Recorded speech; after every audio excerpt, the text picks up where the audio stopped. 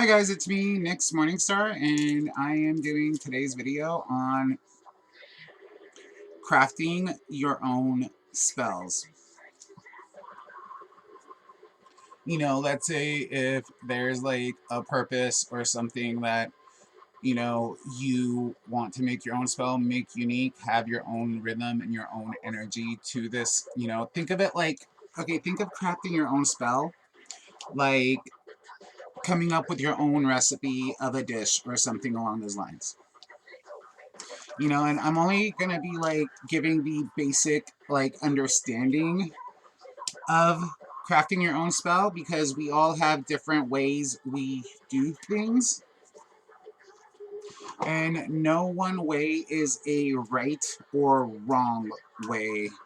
There's only your way because it is your craft, it is your magic. So always remember that. So, basic step in crafting your own spell. All right. First, understand what you're making a spell for. Understand your intention. Understand what you want. And also get a notebook.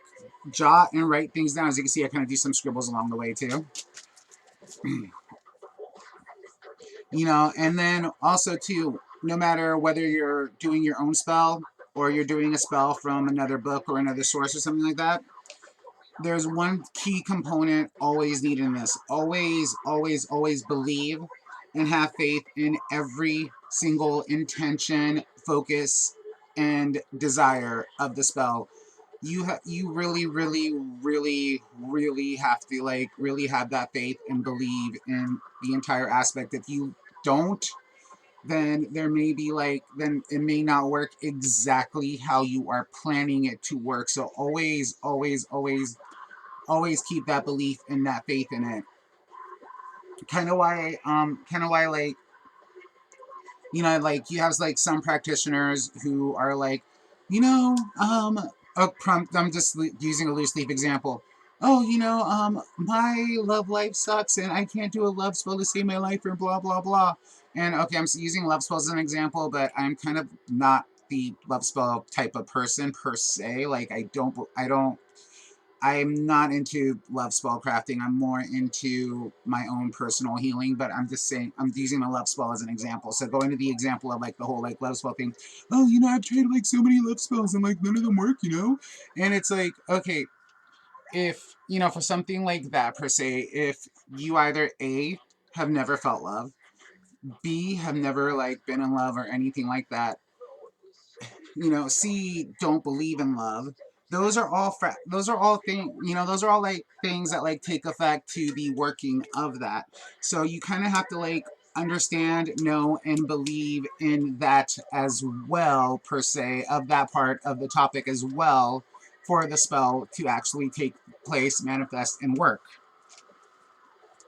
Then whatever components or ingredients you are putting into that spell, do your research on those ingredients, find out what their properties are, and if the properties they possess work for the goal you want of the spell.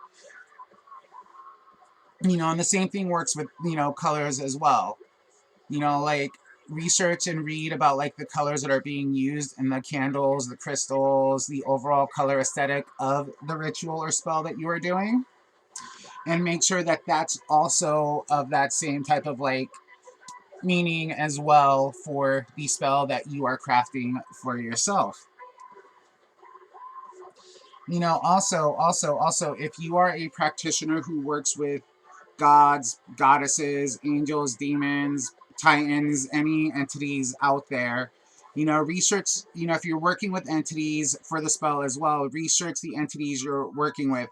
Example, I wouldn't call on, example, this is me going to the love spell again, goddess. I don't do love workings for my clients, let alone even like or anything like that. So this is me going back to the love spell again, just because that's like the most like popular like request that everybody seems to want to ask for. But example, if you're like doing like a love spell per se, you wouldn't call on someone like, like let's take it to Greek pantheon. You wouldn't call someone like, you wouldn't call someone like Ares, god of war, to like bring you a lover. You would want to call someone like Aphrodite or Athena to bring you a lover if that was the case.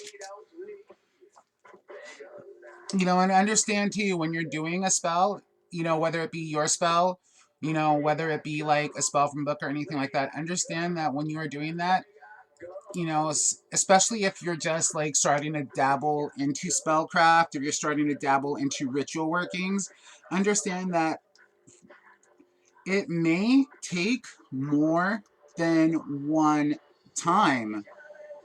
Especially if you're just starting out, it's going to take a bunch of times to actually get that down. So you also have to be patient too when doing workings. Patience and being able to repeat and redo is quintessential when you're starting out.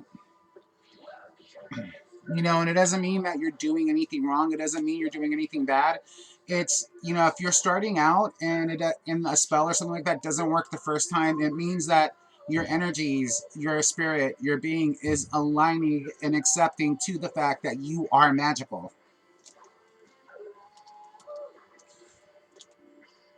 And make sure too, especially if you're like working your own spell, and if you're like doing everything like that, make sure you start off your spell with a proper opening and a proper closing. Now, a proper opening and a proper closing doesn't have like one set standpoint. It goes with what your beliefs are and what your belief system is, and use that opening for the spell or ritual from that, and that closing from the spell or ritual from your own beliefs and your own system.